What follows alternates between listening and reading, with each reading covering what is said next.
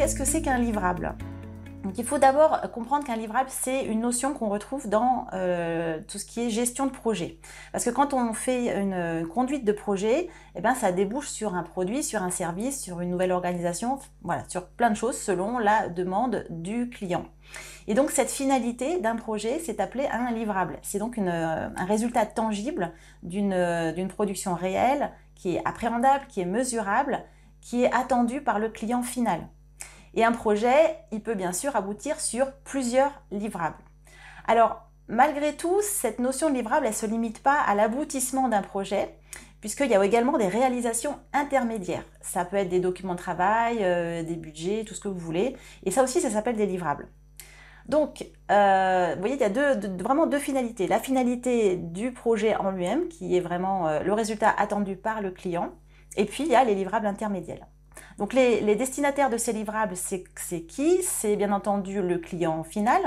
Ou alors si je me positionne dans un projet de système d'information, vous êtes consultant pour une société de services et par exemple moi je suis freelance. Et souvent je passe par des sociétés de services qui elles auront un client final. J'ai des livrables moi à titre de business analyst freelance envers l'ESN qui me porte chez le client final. Donc, il peut y avoir un empilement de livrables en fonction en fait, des résultats que vous devez produire.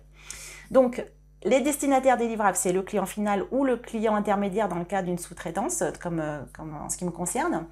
Vous avez également le comité de pilotage et puis vous avez les membres de l'équipe projet. Donc ça, c'est les destinataires des livrables. Quelques exemples de livrables. Lorsqu'ils sont adressés aux clients finaux, vous pouvez trouver bien entendu une application logicielle. Le livrable, c'est le logiciel que vous êtes censé concevoir et après développer et mettre en œuvre. Ça peut être un produit physique, une construction, une machine, un procédé. Ça peut être une maquette fonctionnelle. Ça peut être des rapports d'audit, d'études, etc. Ça peut être également tout ce qui est documentation, mode d'emploi. Ça peut être également des plans de formation. Donc ça, c'est tout ce qui peut être potentiellement destiné aux clients finaux. Excusez-moi. Ensuite, vous avez les livrables qui sont propres à la gestion de projet. Et pour cela, vous avez par exemple tout ce qui est études de faisabilité, études de risque, plan d'assurance qualité, appel d'offres, documents de cadrage, tout ce qui est compte rendu également, ça peut être un livrable, support de présentation, etc. Tout ça, ça peut être des livrables intermédiaires en fait qui sont à présenter et à livrer dans le cadre d'un processus de gestion de projet. Alors, quand est-ce qu'on définit les livrables et à quel moment en fait dans un projet ou avant le projet?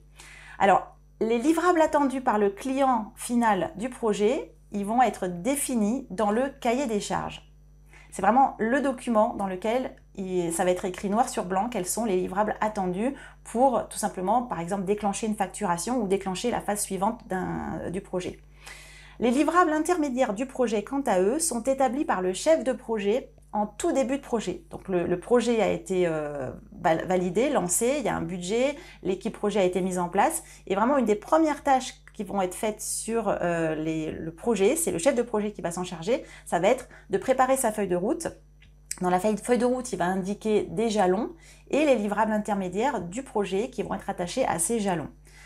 Un petit point aussi de petite piqûre de rappel ou pas, parce que si vous êtes débutant, vous ne savez peut-être pas ce que c'est qu'un jalon. Si vous n'avez pas travaillé dans les gestions de projet, peut-être que c'est quelque chose qui n'est pas très clair. Un jalon, c'est juste en fait, il marque la fin d'une étape d'un ensemble de tâches. Et les tâches, c'est des actions, tout simplement. Donc, dans votre feuille de route, c'est marqué, je ne sais pas moi, conception fonctionnelle. Ça, c'est un ensemble de tâches qui vont permettre de faire ces activités de conception fonctionnelle. Et à la fin du jalon, vous aurez des livrables qui vont... Donc le jalon, il va être indiqué sur le calendrier, sur le planning. Et vous aurez des livrables qui vont être livrés, justement, fournis à l'occasion de la fin de cet ensemble de tâches, et donc de ce jalon. Et donc le livrable produit, il matérialise concrètement l'achèvement de cette étape. Et c'est donc un résultat, contrairement à une tâche qui est une action.